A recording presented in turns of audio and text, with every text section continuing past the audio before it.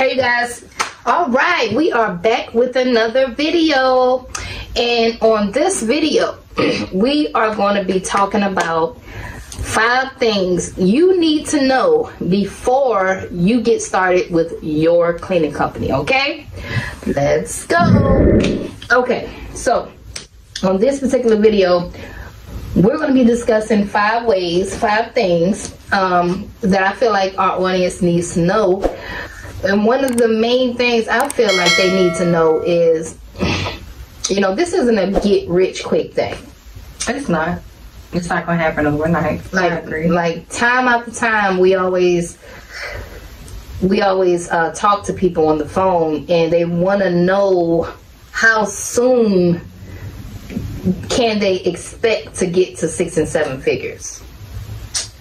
You know what I mean? Right. Like, be honest, homegirl. Like, how fast can I get to 6 or 7? You know, and whenever they ask stuff like this, I only can personally give my story. Right. You know what I mean? Because at the end of the day, it really depends on the person and their work ethic. Mm-hmm. But I just want our audience to know that this is not a get rich quick thing. Like, you must put in the work. There's going to be a lot of trials and tribulations. There's going to be things that you need to learn. You need to learn, take as many courses as possible. Learn email marketing campaigns, learn CRM programs, learn. Okay, this is a learning process. So my first year in business was full of a bunch of, you know, me just trying to learn and figure things out. It wasn't until the 2nd year of business when I just kind of started to float a little bit more, if that makes any sense to you. You know, so anyway, so how do you feel about that? I would agree. I mean, just like everyone says, it's level to it. I mean, it's not going to happen overnight, and as a brand new entrepreneur, you have to have some type of insight to know it's not going to happen overnight. Just like with anything, you know, that you do in life, you know, to graduate high school, it doesn't happen within 2 days. You have to go through 12 years of high school. Mm-hmm. No, 12 years of school. Right. And when you're trying to get a degree, you still got to go through multiple years before you get that diploma. You know, that certificate. So you got to go through and do the work, basically, is what she's saying. And I would absolutely agree. You definitely just have to stay determined, you know, and you got to get out and just work your accounts. Do what you got to do so you can make it to that 6-figure mark. Don't get lazy and think that, you know, everybody has to do it for you type of thing. You know, you got to do it yourself. So I would agree. Okay. So number 2 on my list happens to be, you don't need an office. Absolutely. I mean, I don't know why people feel like they have to have an office in order to start a business. Like, in the cleaning industry, like, you don't necessarily need one. Mm-hmm. When I first started out, my office was in my home. Matter of fact, it was in my bedroom. You know, so I had an office inside of my bedroom. I had a little desk with a computer and a printer on it, and that was my station, my workstation. You know what I mean? So, and I mean, you don't need all this big extravagant stuff in the beginning when you don't have client number 1 and employee number 1. You know, so sometimes we tend to overthink it and think that we need this big old office in the beginning, and you don't. Okay. Yeah, I would agree, but it's just like maybe someone thinks, hey, you know, I gotta have that thinking space, you know, I gotta have somewhere to go, you know, because they know they're gonna have supplies, where they're gonna put the supplies, and maybe people just want to be more organized. But long story short, don't overthink it. You do not have to have an office, okay? And another thing is, you want to be able to afford the office once you get one. Mm-hmm. You know what I mean? Because a lot of people, they jump into getting these offices and they don't even have a client to help them pay for the office. Right. You know what I mean? Mm-hmm. So make it make sense. You don't need an office, okay? All right, done with that. The next thing I wanted to tell our audience is, you know, in the beginning, everybody thinks that they are going to, they feel bad whenever they don't price something correctly. Right. They feel like, oh my gosh, I should have said something differently. But pricing wrong helps you to price right, right? Exactly. Correct. So if you guys price wrong, believe it or not, it will help you price correctly.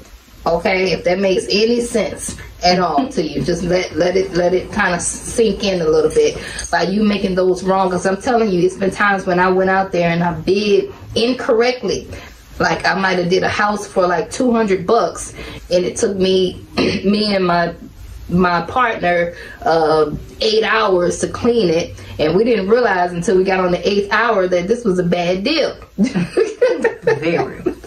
This was a really, really bad deal. We did a whole lot just to make $100 a piece because we had to split that. You know what I mean? So that one bad moment taught us how to bid correctly, because the next go around when you get another client and that client says, hey, you know, we want you to do our house 4,000 square feet, we just immediately, the price is going to shoot up to anywhere between $500 to $1,000. Okay. Immediately. Because we knew how hard it was for us to get that done for when we made a mistake the first time. So just know, when you're not always going to know how to price correctly, and it's okay. It's completely normal. You are in the learning phases of your business, okay? Mm-hmm. So it's all right. You're not going to know everything, okay? Oh boy, it's not going to be perfect. Everything is not going to be perfect.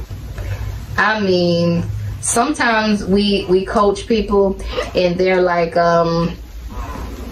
well, I'm still working on my logo, or I'm still working on my company colors, and it's been month after month after month.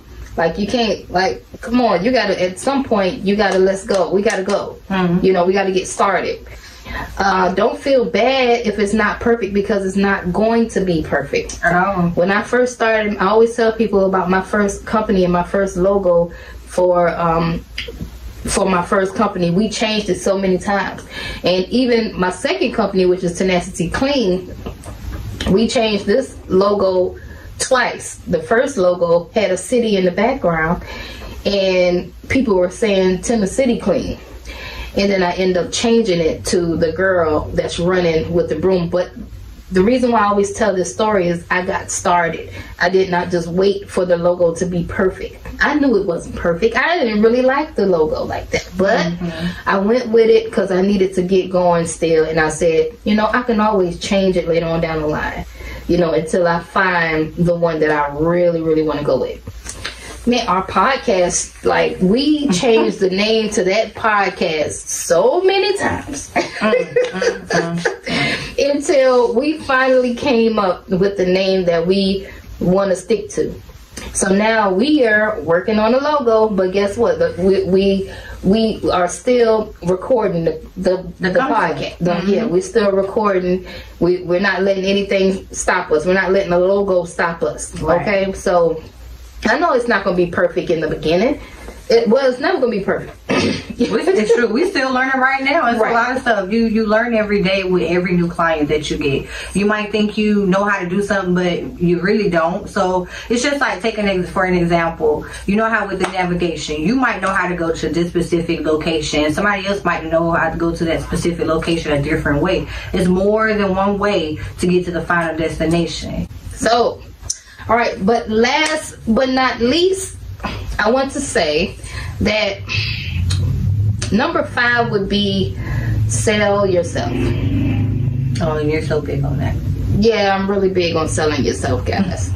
You know, because people buy into you before they actually try your product, okay? Before they even try your cleaning company, they're going to buy into you.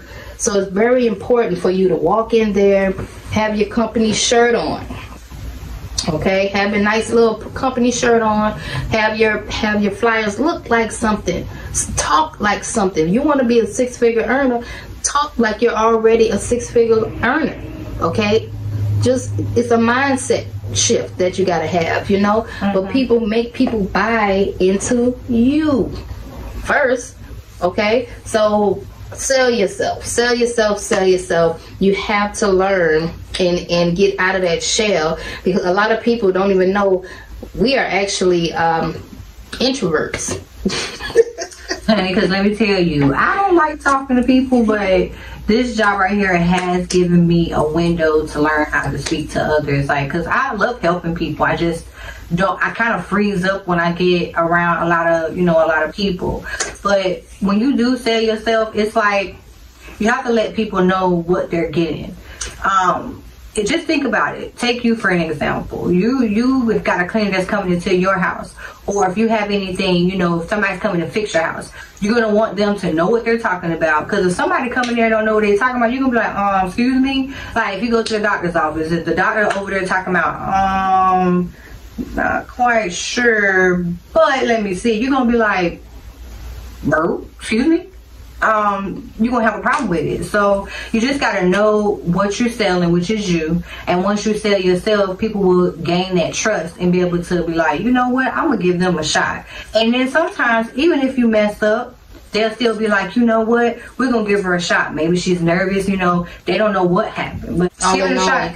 You gotta jump out there and sell yourself. You know what I mean?